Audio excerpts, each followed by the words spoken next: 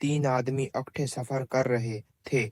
इनमें से एक मुसलमान, एक यहूदी और एक ईसाई था।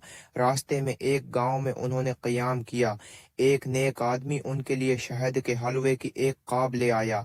इत्तेफाक से यहूदी और ईसाई दोनों बदहज़मी में मुब्तला थे और उनका जी किसी चीज़ के खाने को ना चाहता था। इधर मुसलमान रोज़े से था, इसलिए वो भी हलवा ना खा सकता था। जब शाम हुई तो मुसलमान को तो सख्त भूख लगी, लेकिन उसके साथियों ने कहा कि इस वक्त तो हम सैर हैं, इसलिए उस हलवे को कल के लिए रख छोड़ें। मुसलमान ने कहा, नहीं, उसे ताज़ा ताज़ा खा लेना चाहिए। आखिर कल तक सब्र करने में क्या तक है। इन दोनों ने कहा कि हम तेरी नीयत को भानप गए हैं, तो चाहता है कि अकेला ही सारा हलवा हड़प कर जाए।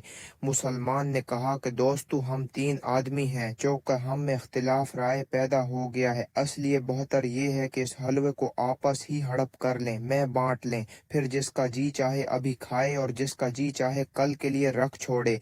लेकिन यहूदी और ईसाई अपनी जद पर उड़े रहे। अब बेचारे मुसलमान के लिए खामोश रहने के सिवा कोई चारा न था। तीनों सो गए और सुबह उठकर ज़रूरियात और इबादत से फारिग होकर एक जगह बैठ गए।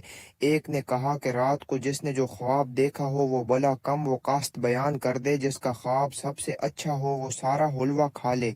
सब ने उस बात पर इत्तेफाक कर लिया। सबसे पहले यहूदी ने कहा कि रात को मैंने ख्वाब में हजरत सदीदतई पतन तम की था। Buscando de Cambahay de Nentesta Tatani Gusari Keno Karupa Varia Kasitare Puinde Musi अलैहिस्सलाम को देखा, वो कौवा तौर की तरफ जा रहे थे। मैं भी उनके पीछे पीछे चल पड़ा। कौवा तौर पर पहुंचे तो एक नूर ने हमको ढांप लिया। फिर इस नूर में से एक और नूर फौटा, जिसकी चमक में कौवा तौर, हजरत मूसी और मैं तीनों गम हो गए। फिर नूर हक ने उसमें फूंक मारी तो कौवे तौर के तीन टुकड़े हो गए। अंदर में गरा और उसका तलख जहर पानी में हो गया। दूसरा टुकड़ा जमीन पर गरा तो वहां से पानी का एक चश्मा जारी हो गया। उस पानी को हक ताली ने बीमारियों के लिए शफा बना दिया। पहाड़ का तीसरा टुकड़ा काबे के करीब अरफात पर जा गिरा।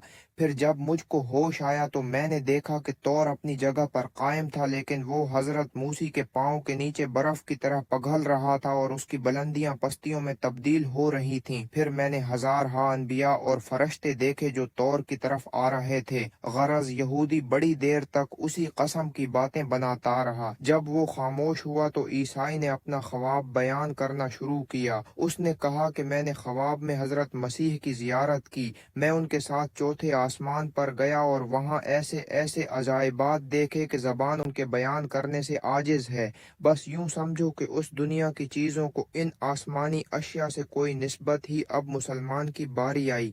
उसने कहा कि मेरे दोस्तों, में ख्वाब में अपने आका व मौला जनाब मोहम्मद मुस्तफ़े की जियारत से मुशर्रफ हुआ।